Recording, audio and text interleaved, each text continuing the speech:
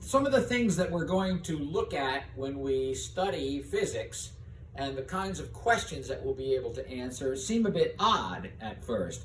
But physics is behind and explains many things. For example, here's my pink friend, Elle E. And Elle E. is standing here with her back to us. She's a pink elephant. And the question that I have for you is why do elephants have big ears? And it's not all the better to hear you. My grandma, what big teeth you have. So there's physics in biology, and physics explains biology. Physics explains chemistry, chemistry explains biology. That's why we like to teach physics first, because that gives you a better handle on chemistry when you learn it, and then a better handle on biology. Much less memorization needed when you learn physics first. So why do elephants have big ears? Well, if you're an athlete, you know that when you run, exercise, play basketball, run up and down the court, kick a soccer ball, run while you're cradling a lacrosse stick with a ball in it, you are, by your volume, by how big you are creating, proportional to your mass, you're creating heat. That's how you metabolize, by your volume. The more volume you have, the more heat you can generate. And we all know that we cool ourselves. If you've ever stepped out of a warm shower or gotten out of the water at the ocean or a pool on a hot day and you feel cold, that's because the water is evaporating off your skin. When we sweat, it evaporates and that cools us. And that is a function of your surface area, how much area you have. Not your volume, but your surface area. So the question is, as we scale up the size of an animal, what happens to the volume? Well, the volume of a cube here is that is of length 1. The volume is 1 times 1 times 1. So 1 is the volume. And the area is 1 times 1, but there's 6 faces. The front face, the back face, top, bottom, left and right sides for 6. So we can write a ratio. The area to the volume is 6 for a unit cube. Let's scale it up n times, where n could be 2 or 3 or 4. When we scale it up, the volume is n times n times n, or n cubed. And the area is still 6 faces, front, back, top, bottom, left side, right side, 6 of them, times the area of one of the squares, n squared. So when we make our ratio, area to volume, it's 6n squared over n cubed, cancel 2 of the n's, and we get 6 over n. As the area to the volume goes down, in other words, when n is 2, the area to volume is 3, not 6. When n is 6, the area to the volume is 1.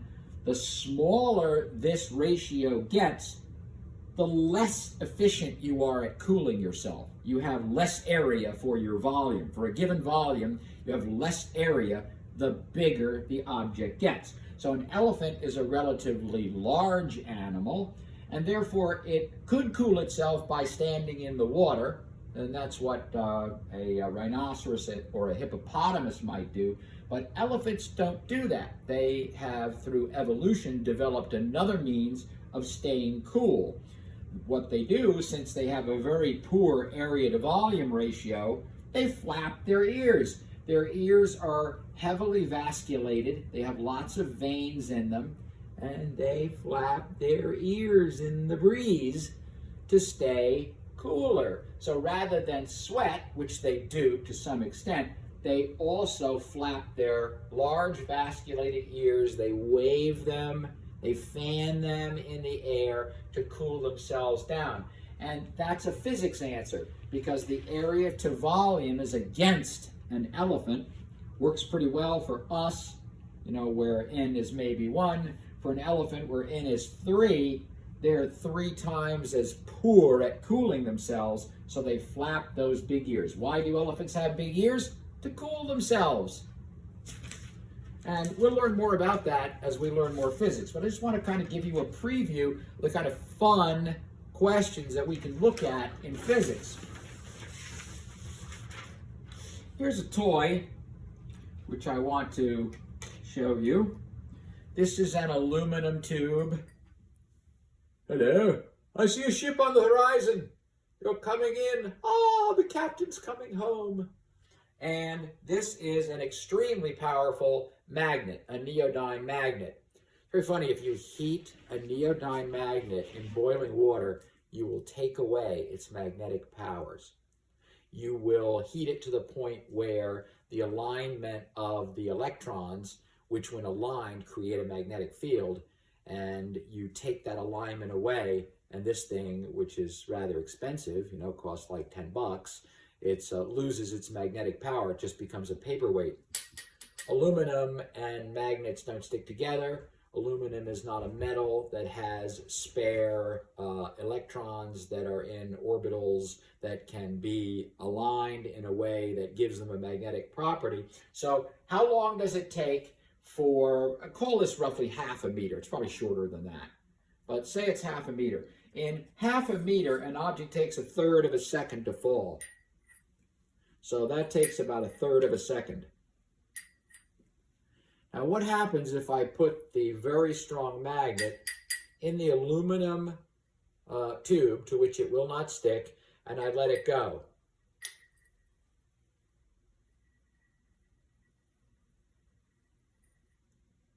Took about 6 seconds to fall. 0, 2, 3, 4, 5, 6, 1, 2, 3, 4, 5, 6, 2, 2, 3, 4, 5, 6, 3, 2, 3, 4, 5, 6, 4, 2, 3, 4, 5, 6, 5, 2, 3, 4, 5, 6, 6. 6 seconds. 18 times as long for a magnet to fall through the tube than if I just take the magnet and drop it outside the tube, where it takes a third of a second to fall about half a meter. And I've cleverly dropped it on the ground where it will go stick to something, and it'll take me a while to get that off. Terrific. Okay, so I'll put my little aluminum tube down, and this is the tube with the magnet falling outside, a third of a second. But what happens when we drop the magnet inside the tube? This is physics, and we'll learn about it when we study electromagnetism. Newton said for every action there's an opposite and equal reaction. An equal but opposite reaction. We don't get something for nothing. We don't do something and physics goes and lends us a hand and helps us out and makes it easier for us to do it. So there's not an opposite, there's not an equal and in the same direction force that helps us out. When we go to push a box, friction fights us, doesn't help us out. Friction never says, hey, can I help? Can I help you push? It puts up a struggle against you. So here's a magnet being dropped in the tube. The magnetic field lines are shown here. And as the magnet falls, it creates electrical currents in the tube.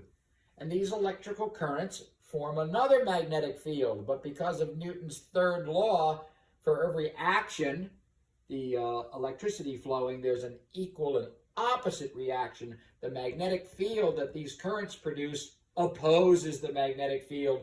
And the magnetic field made by these eddy currents in the tube by the falling magnet, they fight against the weight and they slow it down. When we drop the magnet on the outside of the tube, there's no magnetic field to oppose the falling object.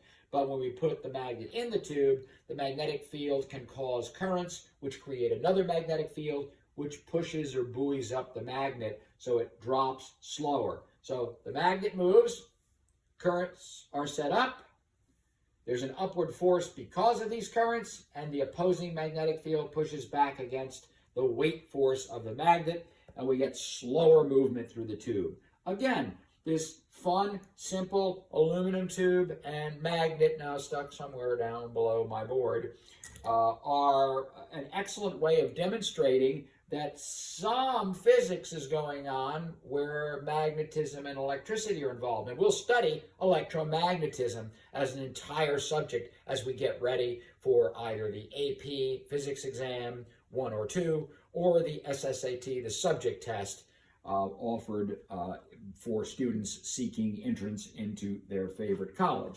And I think that's all I had to say about those two things. So why do elephants have big ears? And why does the magnet fall slower in an aluminum tube? we can answer those questions using physics. Now, here's a question I won't answer until we get to thermodynamics. Why is the night sky dark? When the sun goes down, why is it not still bright out? And the answer isn't because the sun went down. There are enough stars within the Milky Way to brighten the night sky as bright as it is when the sun is out during the day. It's true. It could be bright at night, but it's not. And it proves something very interesting in physics that was only discovered in the last 50 to 80 years. So we're going to learn when we get to thermodynamics, which we'll study for use on the AP test or the SSAT. We'll answer the question, why is the nighttime sky dark? And I bet if you ask your friends, they'll all say, well, the sun is down, so it's not bright. But that's not the right answer. So there's much to learn in physics, which will help us when we get to chemistry, which will help us when we get to biology. So we have some introductory material. I've told you who I am and what courses I teach. So if you're in college and you're taking courses at home, call me. I can teach those courses. The big box stores can't. They don't have anybody that can do anything beyond basic calculus. You want to do differential equations, set theory, topology, finite math. You want to do the kind of math that allows you to write games for computers. Then you found the right guy. I'm your guy. If you're home taking college courses, I'll help you with your assignments, and you're going to get A's, and you're going to learn the material. So join me for our little walk through physics, which will begin when you go to the SSAT part of this YouTube page, and you press on kinetics. It's the first lecture, and we'll get right into the physics.